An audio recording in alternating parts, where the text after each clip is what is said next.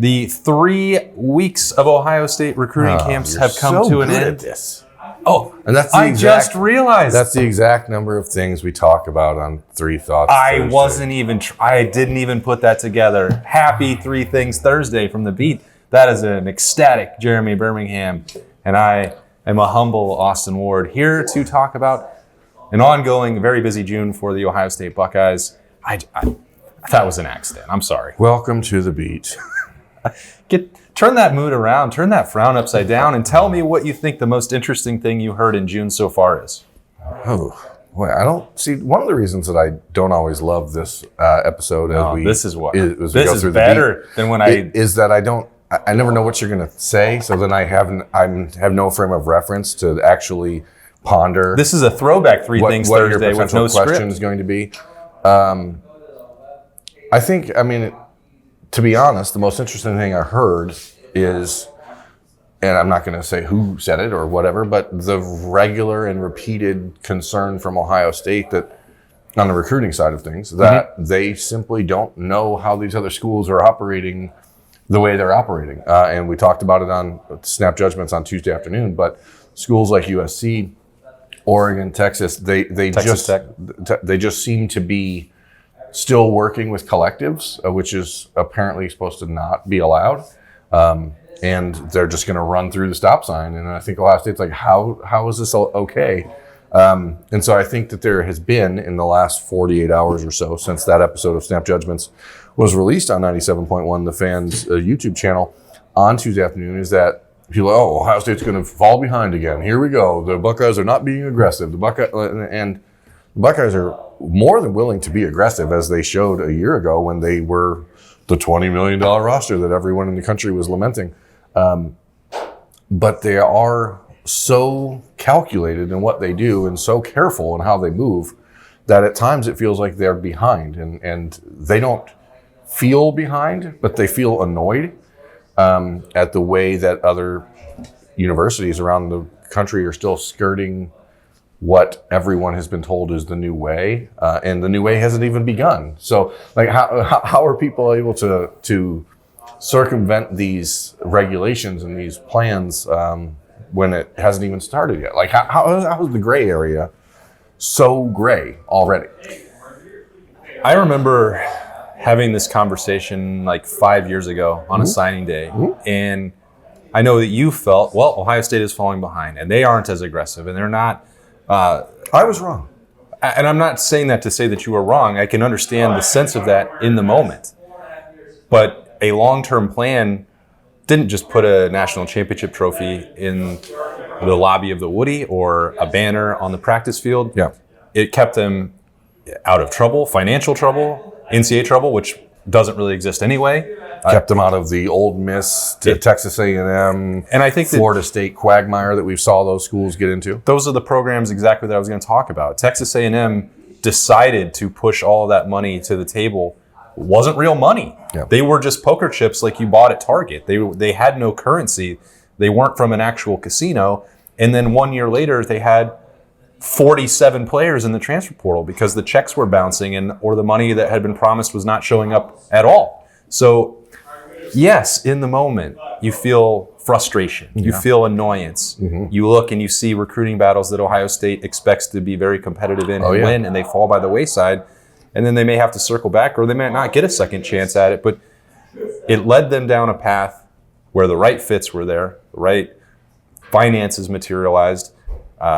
They had a vision that they saw through. And they're going to have to do that again. And there may be short-term pain, if you want to call it that. It's more, I think, as you call it, annoyance and frustration rather than a setback to the competitive excellence of Ohio State. It's the perception, I think, that bothers Ohio State's coaches. The Ohio State program is comprised of people. Like, these are people who read, they see, they hear. And so when you are a program like Ohio State, one of the top in the country, unequivocally one of the top 2 or 3 programs in the country, probably overall health, the number one, probably the number one football program in the country. They are, right? Well, it's not even a debate. Prove it. I can't. All right, here we go. I'm going to prove it. Who's the national champion? Ohio State. Who had a perfect APR score? Ohio State. Now these are all solid arguments. But the point who's the number one television? The point is this: it doesn't matter. Who's on the cover of EA Sports? If they're number one or number two, it doesn't matter. They're number one. What matters is that they are able to see that, like, the fan base gets exceptionally frustrated because Ohio State has been recruiting a player like Tyler Atkinson, who I brought up on Tuesday, who now, it's out there officially. He's going to visit Texas this weekend, not Ohio State. And they were in it, so they're in it for the whole time. And then the Buckeyes hit a point of no return in a recruitment with a player or their family or their agents or whatever, that they say, hey, you know what, we're going to wash our hands of this. And the perception becomes, oh, sure they did. Or okay, that player just told them, we don't want to be there. So the Buckeyes didn't really walk. Like Ohio State has the power to do a lot of things that other schools are using as a cover story. Mm-hmm. There's the old, we didn't really want him anyway thing. Ohio State loves these players, and they know that they need players like that to win championships. But you can get players like that don't have all of the other stuff going on that make it a lot easier to win championships, because if you are babysitting a college football player or trying to make someone's daddy feel better, you are focused on the wrong things. And Ohio State, I think that, and I guess I'm doing it now in some way, I think they wish they could stand up on a mountaintop and be like, pay attention, we know what we're doing. Yeah, well, and I think it should help, right? That we had these conversations 4 and 5 years ago where it was like, are they ever going to adjust? Are they going to walk up to the edge of the line? And it was like the patience, the prudent approach, the long-term vision, all paid off. So do you think that some people just assumed that approach, that patience, was a direct correlation / directive from Gene Smith, and that there is a mindset that, well, Gene's gone and now the Buckeyes will be more aggressive because that's Ross Bjork's personality? Or do you think that people are fundamentally misunderstanding that the decision makers in the football program are Ryan Day and Mark Pantoni? I think it was presented as an athletic department and collective issue, and I don't think that I could assign or point a finger in one direction or the other. There's not credit or blame. Yeah. I think everybody does work collectively and pretty cohesively, but at the end of the day, if Ryan Day is not comfortable with it and Mark Pantoni's not comfortable with it, I don't really think anything is going to move forward. I don't think it is in Ohio State's larger mindset to be a habitual line stepper. Yeah. And they have paid the price for that in the past. So they're not in any hurry to break rules. They're also not in any hurry to disrupt the culture that is winning.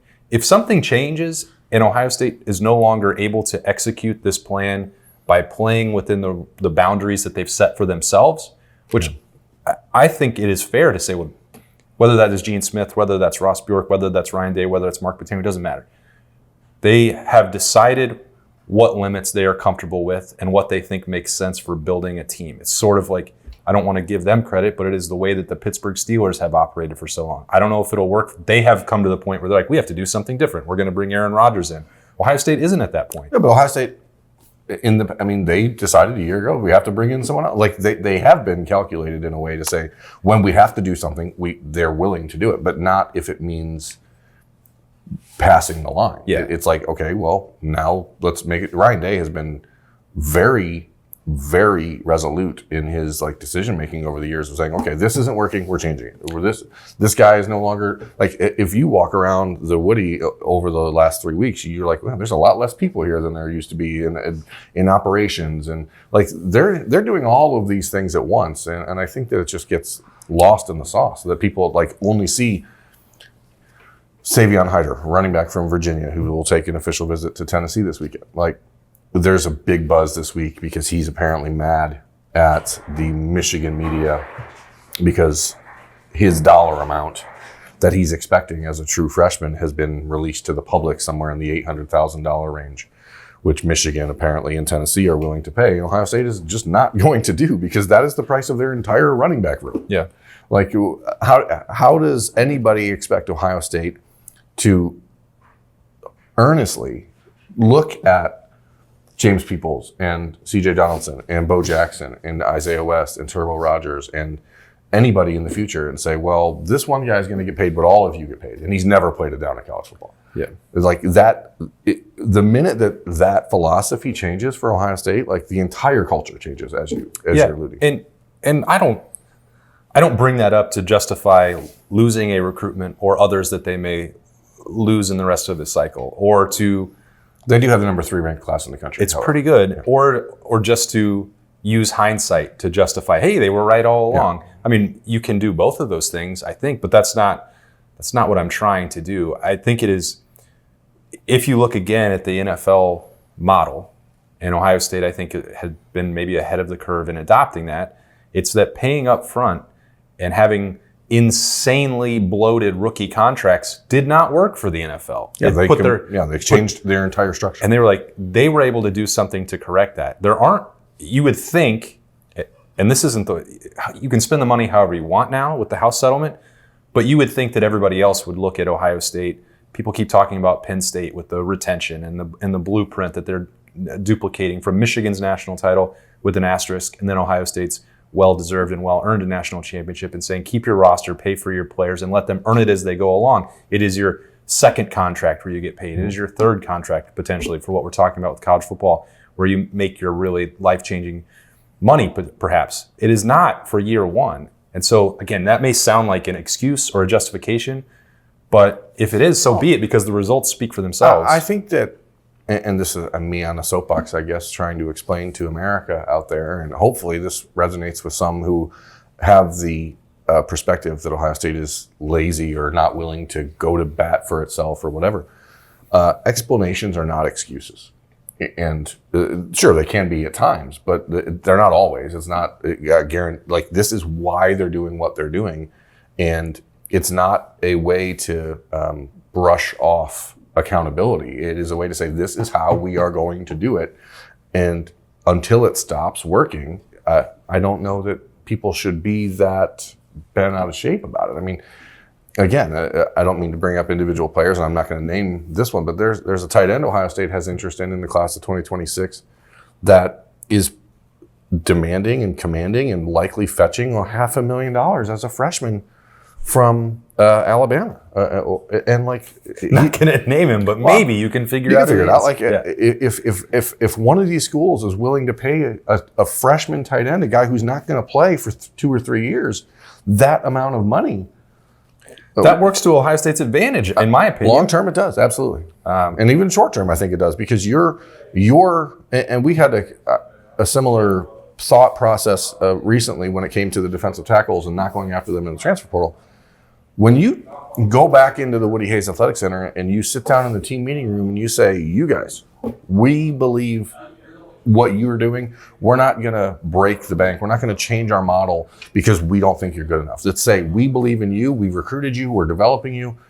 Win for us. And I think that actually has some benefit long term, because the players that are in the room are going, hey, at least they're not, Ohio State is always recruiting the next best player. Like, the minute you sign, they're recruiting a guy to replace you, but at least they're not going out of their way to say, well, we're desperate. We have to pay $500,000 for someone to replace you, even though you're not making that, and we would never pay for a guy that's not going to play. Yeah. I mean, I certainly understand. I know it sounds like sour grapes, folks. It's not, I swear, I promise. Yeah. The notion, when you put it under a microscope and you focus on that specific day and it feels like a loss, I get it. We had these conversations at the start of the NIL era. We had them as the transfer portal era ramped up. It's not that Ohio State was unwilling to use them. It chose to use them in a different way than everybody else. Has Ohio State's approach in the transfer portal been validated? I think probably so. I would say. Has their approach in NIL been validated? I think probably so. So you just have to allow yourselves, if you're a recruiting fan, which I hope people are, because I love it. It's the lifeblood of college football. It is the best 365-day-a-year soap opera in sports. But taking a step back and saying, okay, let's look at the big picture is important. Ohio State's going to host 17 official visitors this weekend. They're not giving up on recruiting, because they're going to have the same direct, honest, and forthright conversations with every one of these kids and their parents that they have for the last few years. And the right ones are going to say, you know what, it's worth it to us to take that little bit of less money in order to be a part of this program. Yeah, I agree. What's the most interesting thing you saw in June? Most interesting I saw. Yeah. Why don't you start? Okay. Well, I've talked about it a lot. The physical transformations Of RVL Reese, the 11-footer. Yeah, and we were on the Buckeye Show with Brandon Beam on Tuesday night, and when we get to these stock watches, there's just this part of me that can't believe that Arvell Reese is going to do the things that I expect he's going to do. I saw the spring camp. I've seen the workouts. He was out there every single day for these 5 camps, and I really don't know what it means. I don't know what Matt Patricia is going to do with the linebackers. I can imagine a scenario where Arvell Reese and CJ Hicks are both contributing up front to the pass rush and playing some on the edge.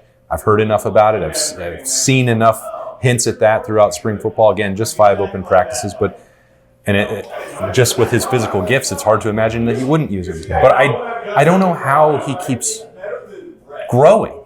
It's crazy. Remember, was it before the Rose Bowl? Which notebook was it? Maybe it was at the Cotton Bowl. It was one of them. And you said to him, "Are you getting tired of people saying that you look like Jeremiah Smith?" And he just kind of laughed. And he was like, "Yeah, I'm Arvell Reese." But it was like, also, he doesn't look like him anymore. He somehow, he's towering over one of the most physically imposing offensive players that I've ever seen.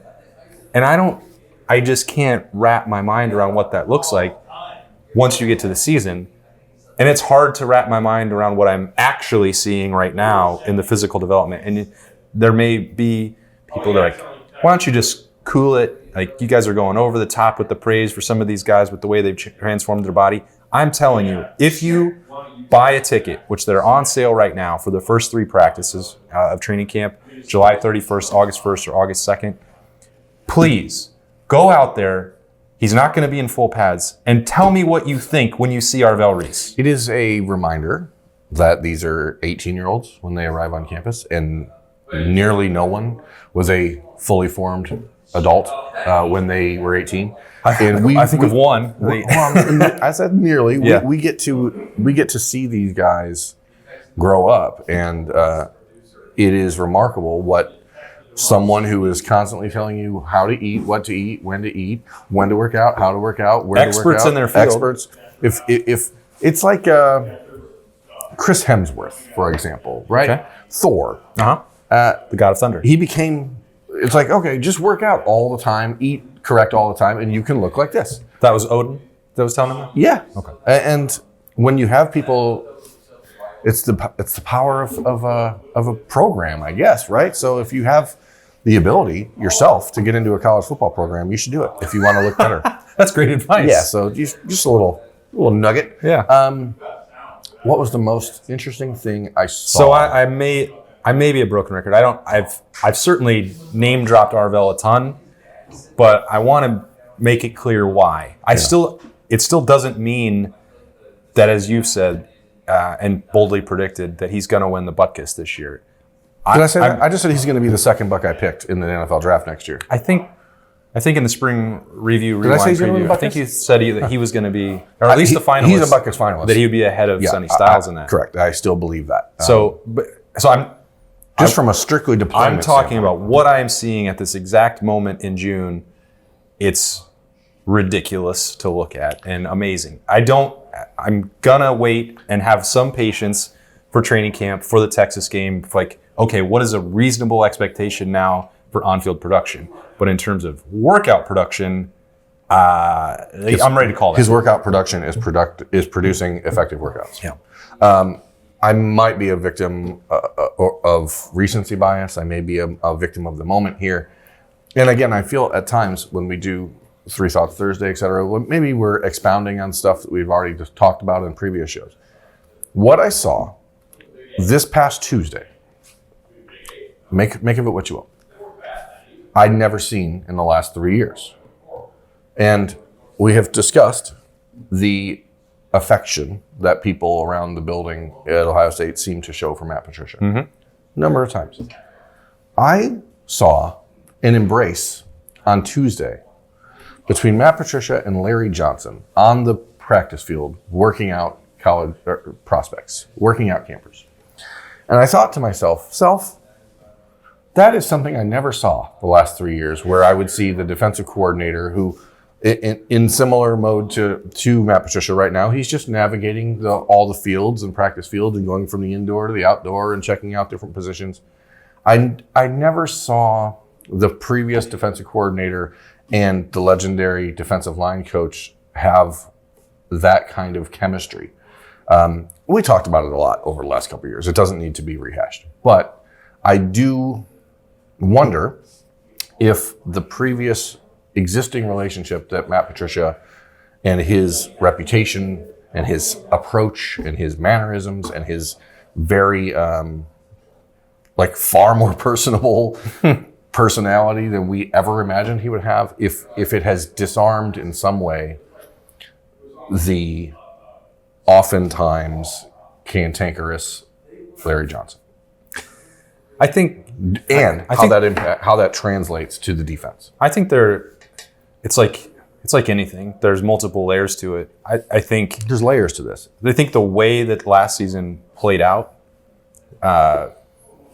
Larry was doing a number of interviews in the second half of the season, or he would talk to people. During the playoff, he mentioned to one of the national reporters, it was like, oh, it was Bruce Feldman, I believe. It's like, well, what's the narrative now? He was hyper aware of that and pushing back against it. And we were part of that. And I asked him about that, I believe, after the Cotton Bowl. Mm-hmm. It's like, I think the validation for him, and it has not, we can continue to look back at years where it was up and down, sack production, questions about the rotation, snap counts for everybody, recruiting success. It's all fair game, but it's this. You can also take the same approach that we're talking about with NIL and transfer portal and everything else. His way wound up leading to a national championship. The way that Jack and JT and Kenyatta Jackson and Ty Hamilton and Tyleik Williams played, Ohio State's not winning a national championship without the defensive line playing at that level. And he recruited those people and he developed those people. And I think that validation has also, we speculated, well, maybe that would be the time to go out. Got another national championship. You don't have to do it again. You have a really difficult job rebuilding that defensive line and rebuilding the rushmen for next year. Maybe you don't want to do it. I feel like that vindication for him personally, which he clearly feels, I don't want to put words in his mouth, but that's certainly the way it appears, has re-energized him. The way he's moving around the practice field looks different than a couple years ago at these camps. The way that he's communicating, as you mentioned, with Matt Patricia looks very different. So I think Matt Patricia is potentially more collaborative because he's not married to one specific system. I think his personality helps, but then Larry Johnson has his own part, which is like, now I have a new challenge and my way still works. I can still do it. I can still get after it. So I think it's many of those things, but the way that he's carrying himself looks a little different. I think that there was and I don't mean this in a derogatory way at all. Larry Johnson has always been somewhat stubborn in the way he handles things. And I think that the stubbornness of Jim Knowles and him just rubbed in a way. Like, we talked about this a lot last October after the Oregon loss. Something changed. We both heard from different sources, different people. Like, this is what's changing. Ryan Day's doing this. Jim Knowles is doing this. Larry Johnson's doing this. They're being more collaborative is the word you used, and that's correct. Like, they're trying all these different things. And I think that Larry Johnson, probably rightfully so, took some umbrage to the idea or the notion that he was being castigated or blamed for that, because I think that everyone had a piece of the puzzle, but whatever changed made a big difference. And if you can have an increase in chemistry between the defensive coordinator and the best defensive line coach in the history of the game, how can that be anything but bad or anything but good for Ohio State? So I think that it brings to a bigger point, which is a coaching staff that replaced two defensive coordinators, or two coordinators, offensive and defensive. Like, there's no lack or loss in cohesion from last year's staff, which is important because you're replacing a lot of key players. But I think that this staff might actually be closer than last year's. We've said cohesion a lot in this show. Yeah. What's one thing, Birm? We've also said 1870 Society and the foundation. Now you want the collectives back in. If everyone else is going to use them, Ohio State may as well too. What's one thing you didn't see or hear in June that you wanted to? Oh boy, these are really difficult questions. I wanted to see Julian Sain and Lincoln Kienholz I think that's working out, monitor the progress. I didn't see it. I would have liked to have seen more of the quarterbacks out and being front facing. So I'm going to take yours because I think that's where you're going. It has to be, yeah. Like, and I'm wondering if that was intentional. Stay away. We saw Eli Brickhandler come out. Right, but like we've barely seen Tavian St. Clair. He was only out there the one time, That's right? true, yeah. And that's because his brother was there working out. So I do think that Ohio State seems to be being very intentional and purposeful in saying, hey, quarterbacks, don't give the media any opportunity to create a narrative or tell a story or form opinions based on nothing.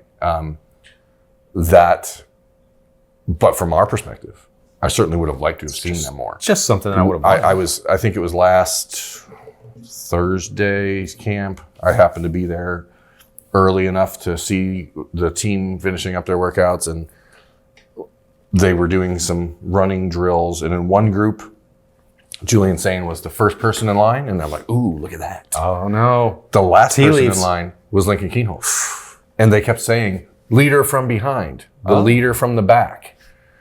So like they flipped it on you. So they're both leaders. One was in the front, one was in back. And then at the end of practice, I could see from across the field, like one quarterback standing in front of the team and giving thoughts. And that was Julian Sain. And then Lincoln Kienholz did the same thing. I'm like, okay, this is confusing. So I really do think that they're still... We'll give them both chances to do it. We have scoffed at the notion in the past that Ryan Day was having a true quarterback competition. Even in 2023, when Kyle McCord and Devin Brown clearly were, there was a pushback from most people in the media, not just you, but I mean, you were certainly one of them. Who you just said, hey, Kyle McCord is who I think is going to be the starter. And, you ultimately were right. But I think we probably did at times underestimate how tight the competition was through August. I don't feel like this is Ryan Day doing shenanigans or theatrics. Like I think they truly are not confused, but waiting for someone to emerge and say, this is my job. And I wish we would have seen them more in June. But I get why we didn't. 100%. And instead, we'll just have to speculate wildly again for the next month and a half. It'll come up a lot at Big Ten Media Days, which is now within a month. Neither of them will be there. They won't. We are confident about that.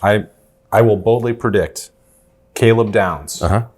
Sonny Styles. Sonny Styles. Sonny Styles. And I believe representing the offense will be the best wide receiver in America. Yes. Who's that? Jeremiah Smith. Jeremiah Smith. The Jeremiah Smith. That's my prediction. That makes sense. Now, it's not guaranteed. It's not locked in. I think 2 out of 3 are locked in. I think the defensive I don't see any way you can not take Caleb and Sonny. We'll have plenty of time to break down these thoughts. We'll do that another time. That's just a bold prediction. You have to take Jeremiah. Otherwise, people are going to laugh at you. Yeah. And I think they will. But we'll talk about that as And he'll hate it. He'll hate every minute of it. I think he'll like it. But do you want all of these people in your building in August? No, you don't. Get it all done. We're going to talk about this in July over the next couple of weeks because guess what? June's entering its last of 2 weeks. I guess there's 2 June weekends left, but this is the last important one for Ohio State. Then it's vacation time. Because then it's vacation time. And then we have 3 weeks of talking in July to talk about stuff. So, America, we need your help. The off season is long. Too long, some say. It is dark. It is scary. It's full of terrors. We need your help. We need content ideas for July.